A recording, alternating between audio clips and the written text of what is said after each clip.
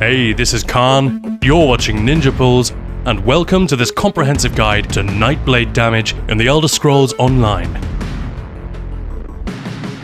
Full disclosure, Nightblade is my favourite damage class. I love all of them for different reasons, but the Nightblade sound design, animations and vis effects, they're so cool, aggressive and tactile.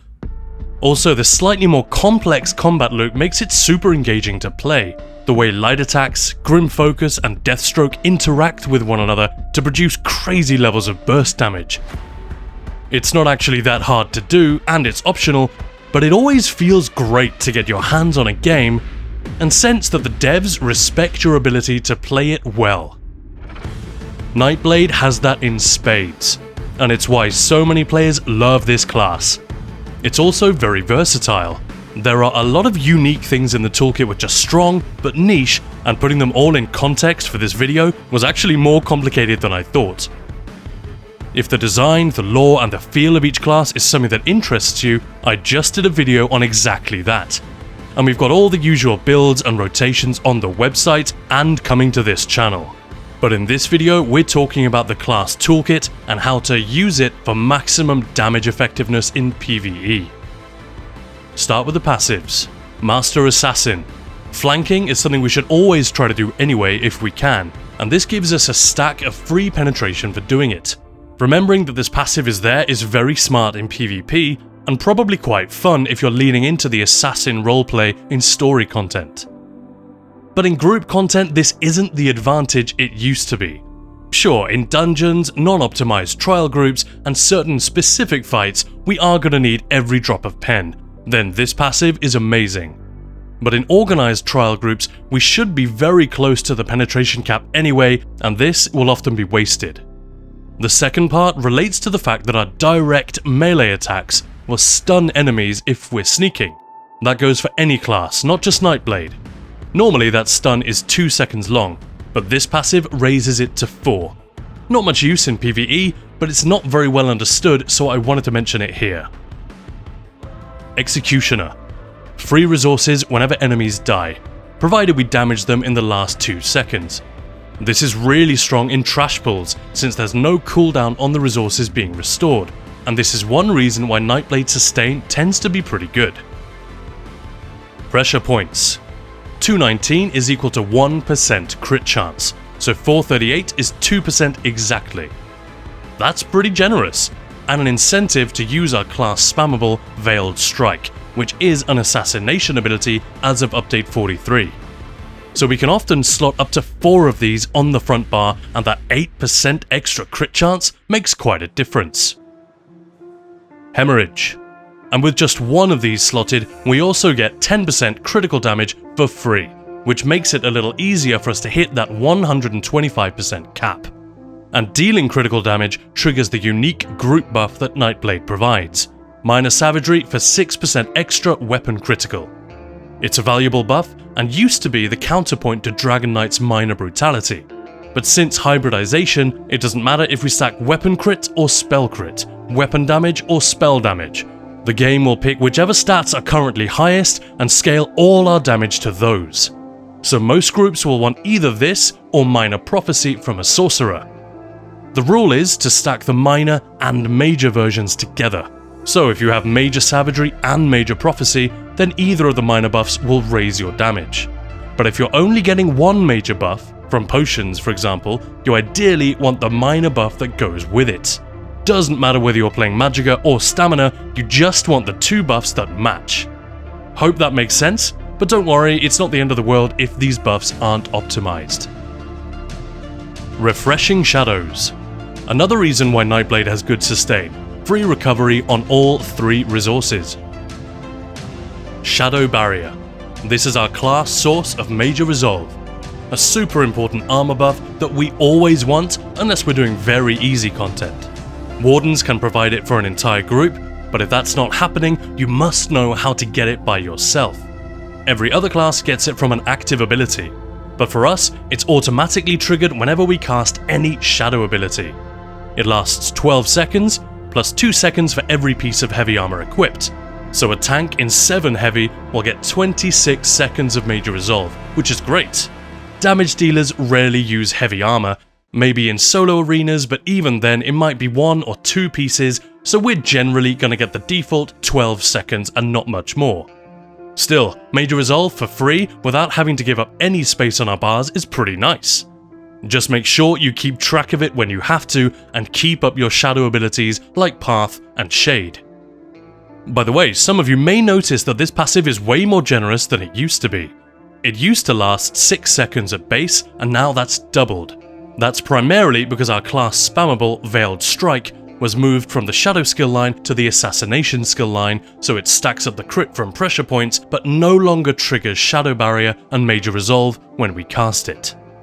With no spammable or other regular cast to trigger this passive, they extended the duration so it didn't become completely useless.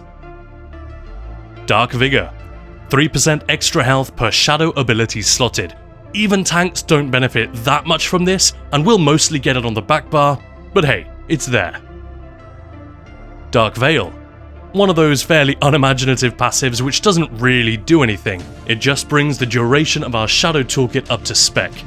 It's also why Shade and Path have slightly weird durations of 12 and 22 seconds. Catalyst. This is actually a big source of Nightblade power. We already have an Ultigen passive like all the other classes, which we'll come back to in a minute, but it's not great. Luckily, this one makes up for it with a big chunk of ultimate whenever we take a potion. Base potion cooldown is 45 seconds, so that's 0.44 ultimate per second from Catalyst. That's almost as generous as any other class Ultigen passive, which is usually 0.5 ult per second if it's used on cooldown, and that's not always the case. Plus, we can use potions to generate ult out of combat, which other classes cannot do. And we still have another Ultigen passive still to cover. So what this means is that you want to be spamming your potions. Even if you don't technically need all the buffs and resources, you could just carry some trash potions that are dropped by enemies and use those. It helps us build up for a big expensive ult at the start of the fight, and then get back our cheaper bursty ultimate much faster. Bombers in PvP use this trick all the time, as do Nightblade healers, who use the Pillager's Prophet set to refill ultimates group-wide after a burst phase. The Catalyst passive is a big one. Magicka Flood. This obviously favours Magicka Nightblades and healers. 8% is stronger than the Magicka bonus from Inner Light, and it's a pretty meaningful damage increase. Magblades will probably get 2.5k out of this at least, so always try to keep a siphoning ability on the front bar if you're playing Magicka. Stamblades don't have to worry about it so much. Soul Siphoner. Definitely aimed at healers, not damage dealers, but it's good to know that it's there. If you're using Sap Essence, for example, which will effectively buff itself and heal you for 3% more. Transfer. This is the other Ultigen passive I was talking about. It works in a more traditional way, granting 2 ultimate every 4 seconds. That's fine if we're spamming Sap Essence in trash, or using Swallow Soul as an auto heal in solo content, but for something like dungeon and trial bosses where damage is going to be our priority, there's no way we'll be recasting anything from this skill line every 4 seconds. Not even close. Luckily, it's not such a big deal since we already have the Catalyst passive, but it's a little infuriating that this one is designed in such a way that we can't engage with it much of the time. Those are the Nightblade passives. Quite a mix and lots to keep track of. The 4 key damage passives I put in the DPS guide on ninjapulls.com are Master Assassin for the penetration, although in trials this is debatable, as I said. Pressure points for the crit chance, Hemorrhage for crit damage and group-wide minor savagery, and Catalyst, turning potions into ultimate. I would recommend reading through your passives now and again as a reminder, but if you just slot your assassination abilities, drink your potions, and flank your enemies, you're basically all set for these important ones. Pro tip: do not try to flank the dragons in Sunspire or the Assembly General in the Halls of Fabrication. It's very bad for your health, and instead of a Master Assassin, you'll just look like a Master Asshat. Next up, active abilities. As usual, it's PvE damage that we're interested in, so I'll skim over support and PvP. Assassination. Deathstroke. This will be our default ultimate most of the time. The upfront damage does not look great when you compare it to something like Shooting Star, which deals about 50% more damage per ultimate spent. Even the Warden Bear's special attack is better than this, despite a similar cost and the fact that it's only 35% of the damage from that ability. So on the face of it, this is a terrible ultimate, but it's that 20% damage boost that makes the difference. Let me break it down. Say you're doing 100k damage per second. You fire this off and keep going at that level. Over the next 8 seconds, this would add about 160k damage from one cast. And in practice, it should be a lot more than that, since our damage already fluctuates up and down naturally. When we're recasting dots on the back bar, our actual DPS can drop to 80k, even 70k. But when all our dots are rolling and we're on the front bar, spamming and firing bow procs, it can peak over 150k, even 200k DPS in execute. Don't worry about the numbers themselves, 100k is just a nice round number. The point is that managing your dot recasts and your spam phases to coincide with your Deathstroke ult, that's where the power sits. You can even go beyond this and deliberately delay the ultimate to coincide with major force from a Horn, major vulnerability from a Colossus, off balance, or even all three at once.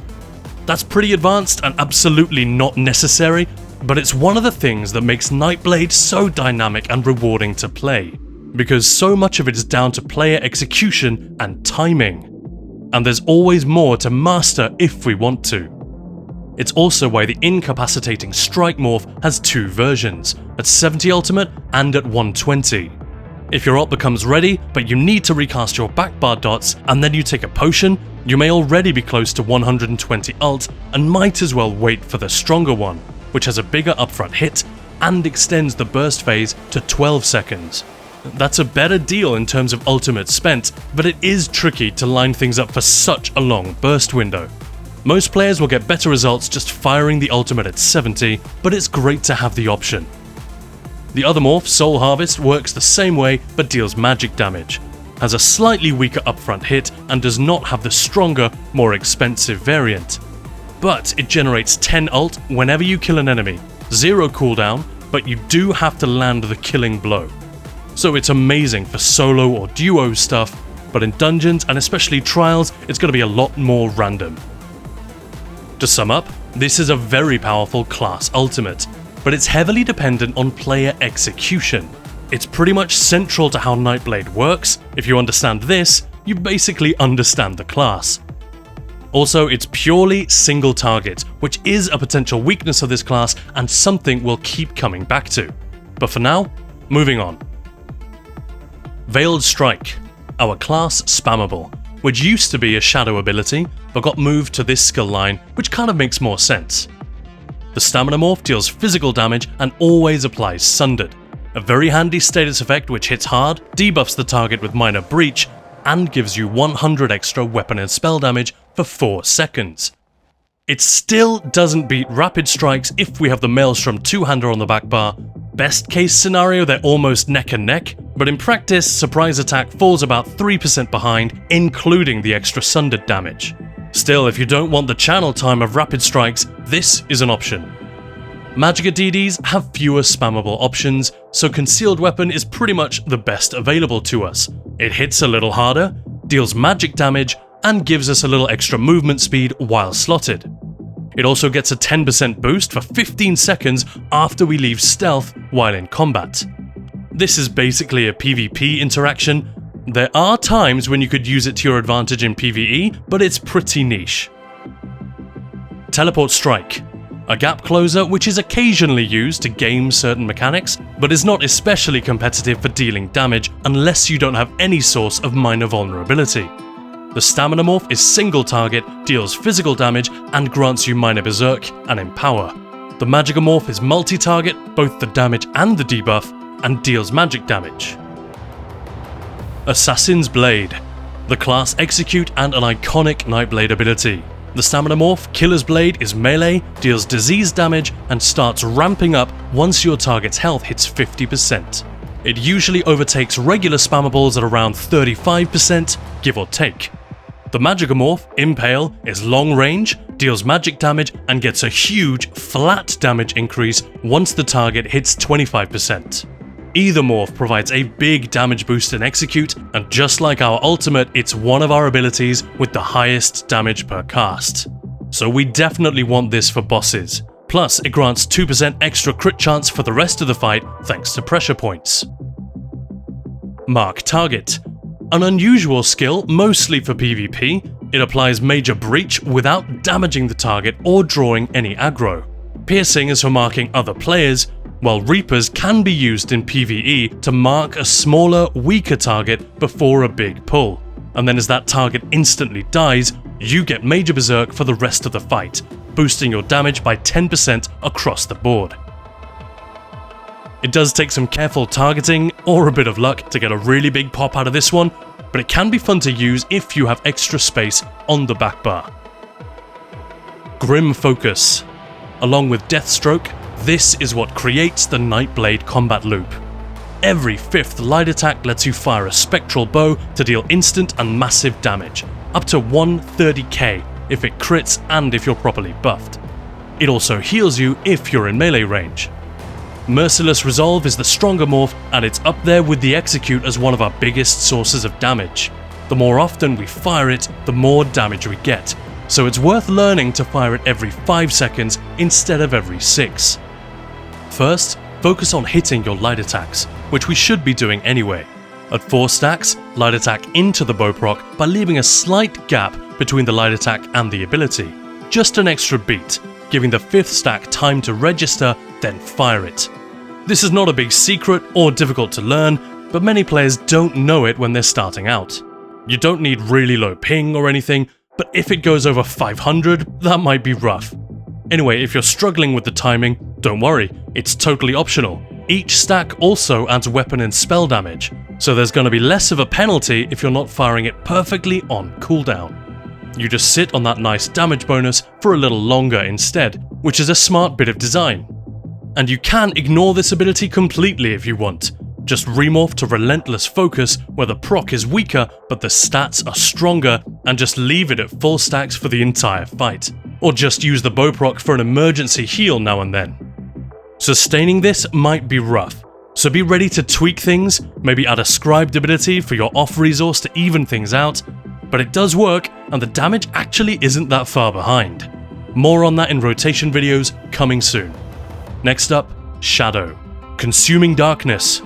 A support ult that you don't often see in PvE. It's got a snare, major protection, invisibility, a heal and a speed buff, so it's a pretty solid package, but even with the damage morph Veil of Blades, this just isn't something we're likely to use in PvE. Blur. A utility which grants major evasion and decreases the cost of our next dodge. Mirage adds minor resolve and Phantasmal Escape CC immunity. Mirage could be useful in theory, but if we need major evasion, we usually go for Blade Cloak. And we should be getting minor resolve from a healer with Combat Prayer. If there is no healer, then we'll probably slot Resolving Vigor, which also has minor resolve. So unless you really need those cheaper dodges, there's not much reason to use this. Shadow Cloak. The shadowy disguise morph is infamous from PvP, but we'll only use it in PvE for stealthy stuff like Thieves Guild, Dark Brotherhood, pickpocketing for daily endeavors, or just role-playing in story mode. You could put it on the back bar for Prophecy and Savagery, and a Magblade might pop it just before a single target nuke to buff the damage from Concealed Weapon, which we talked about earlier. Just cast it as part of your pre-buff, then come out of stealth once combat starts, and get 10% extra damage from your spammable for 15 seconds. I'm thinking old dungeon bosses or secret side bosses, which are often killable in 10 to 15 seconds anyway, but that's very niche. The other morph is a health-based heal for tanks. Path of Darkness. Twisting Path is the morph we want. This is an awesome conal ground dot and one of our few sources of cleave damage. It's also a handy speed boost for you and your group when running between trash pulls. It looks great and deals excellent damage. My only gripe is that 12-second duration, which doesn't really line up neatly with anything else, so we often end up with imperfect uptimes unless we recast it dynamically. Stamina Nightblades can also struggle to sustain this every 12 seconds, since our bow proc already costs magicka. But it's definitely worth using, even if you undercast it for the sake of a simpler rotation. The other morph is a corridor instead of a cone and deals no damage, but heals and buffs resource recovery. Aspect of Terror. Crowd control, specifically a fear and enemy damage reduction. Mass Hysteria activates in an AoE around you, while Manifestation of Terror can be pre-placed at a target location. Both are quite expensive, but can be used effectively in solo content or just for a bit of fun. Summon Shade. The Nightblade pet. We treat it like a dot, but technically it deals direct damage like the Necromancer's Archer. We want the Dark Shade morph, which runs to the enemy and basically spams Sap Essence for 22 seconds until it expires. If for some reason it's on the wrong target, you can indicate the correct target by heavy attacking it. You can also hold the Y button and press block to toggle the shade to passive mode. Holding Y and a light attack will toggle it back to offensive or make it switch targets.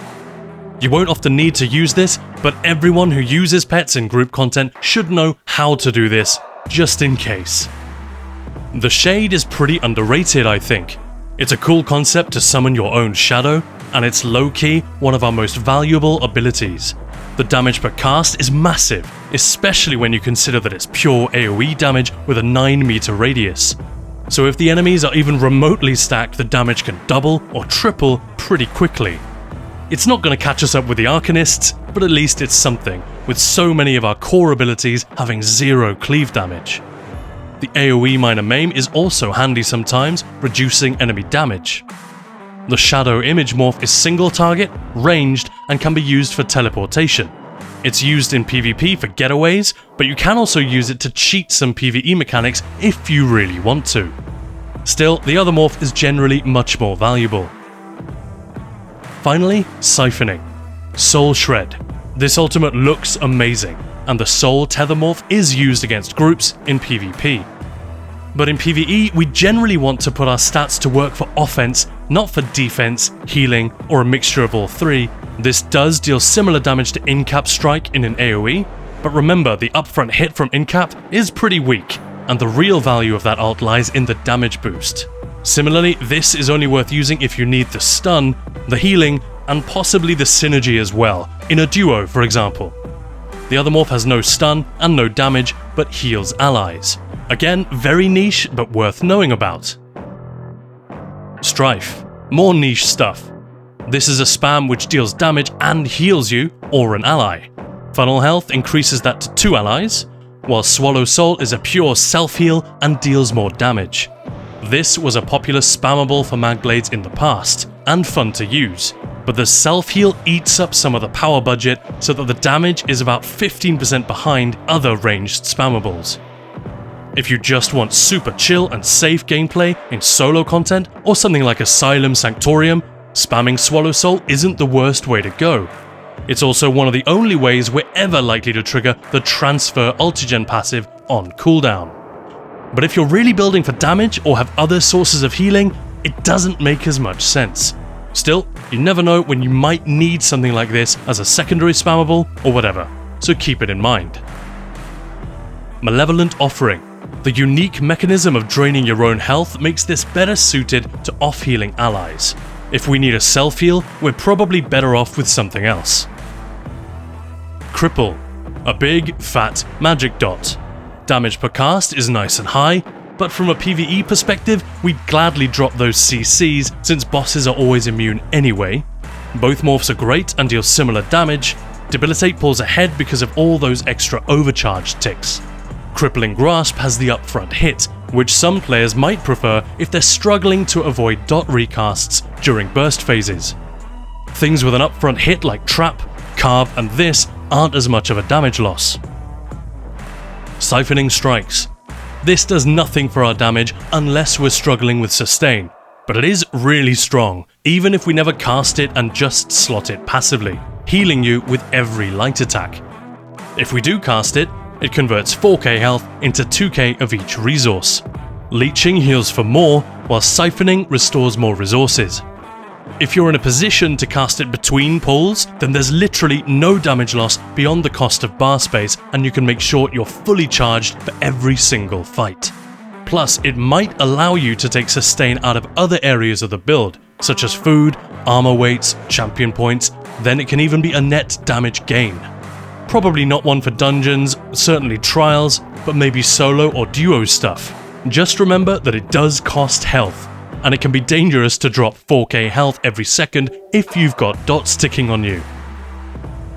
Drain power, AoE spammable. Neither morph quite competes with something like Whirling Blades or Flame Pulsar, again because they have quite a lot of extra utility. Power Extraction is disease damage with Minor Cowardice, which stacks with the Major Cowardice from Aspect of Terror if you really want to lower enemies' damage. Sap Essence is magic damage with a pretty big heal for you and your teammates. Both morphs also grant the damage buffs Major Brutality and Sorcery. I rarely use Power Extraction outside of PvP, but Sap Essence can be crazy strong in the right situation. That's everything. Like I said, kind of a crazy toolkit on this class. Lots of abilities which we'll ignore most of the time, but which offer us a lot of versatility and power if we remember they exist and try to be smart about using them. But for basic PvE damage, here's what we're probably going to use. Incapacitating Strike, Assassin's Blade, Merciless Resolve, Dark Shade, Twisting Path, and Debilitate. These are all so strong that we'd need a pretty good reason not to use them. Soul Harvest also works if you're guaranteed a lot of killing blows. Use whichever blade more fits with your primary resource. If you need the bar space and have to drop one of these, it's probably going to be Debilitate. Not because it's weak, but because the other stuff here is so good. Concealed Weapon for Magicka Nightblade, Surprise Attack for Stamina. Although Rapid Strikes is a little stronger if you don't mind the channel.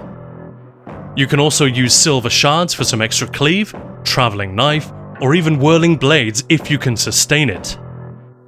Backbar weapon dots can be Stampede with the Maelstrom two-handed, Blockade with the Maelstrom Inferno, or Endless Hail with the Maelstrom Bow.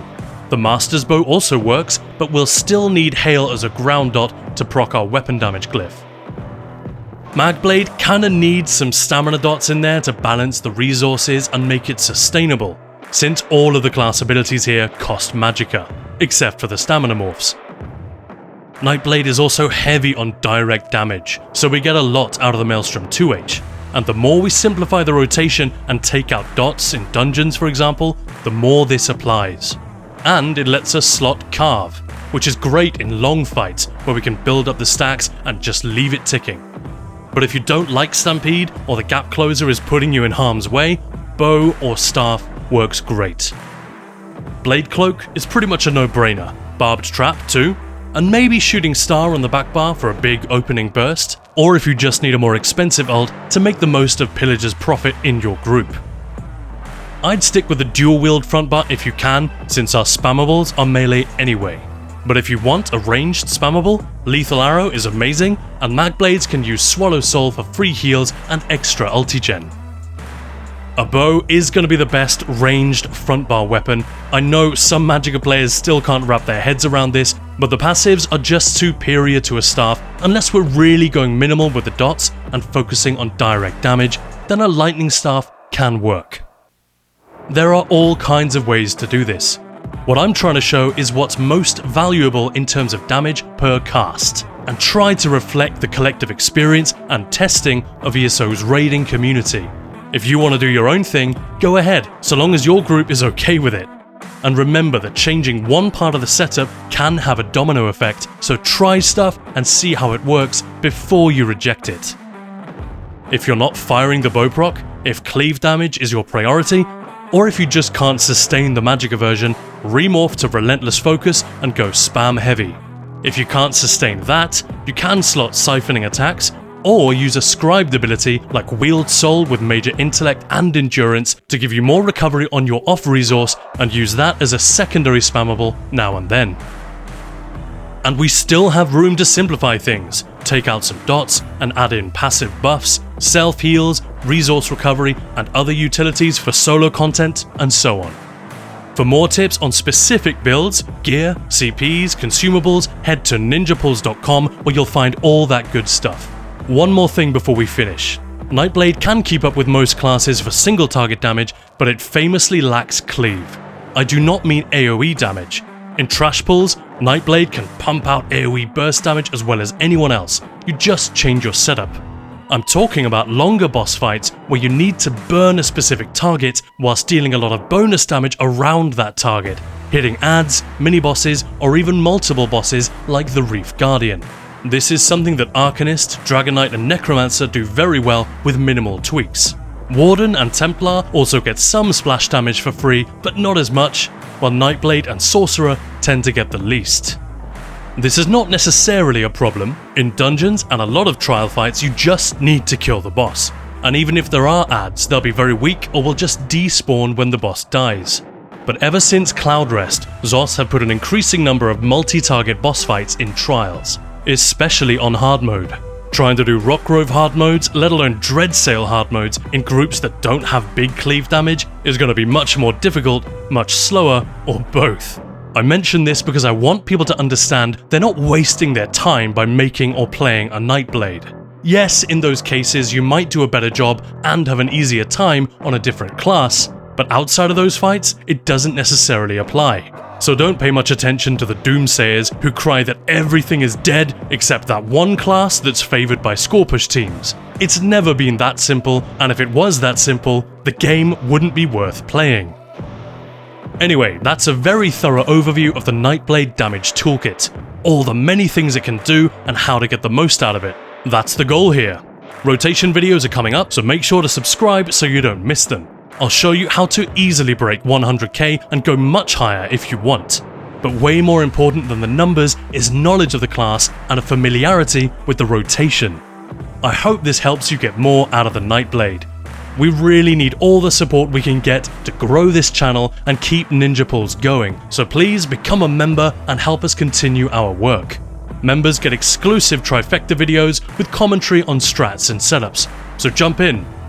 Meanwhile, Ninja Pulse is not just on YouTube, but also Twitch, where Maya and I have loads of cool stuff coming up. Interviews, giveaways, workshops, and the Ninja Pulse Discord, where you can message me and the other officers for tips and advice anytime. Share the video if you liked it.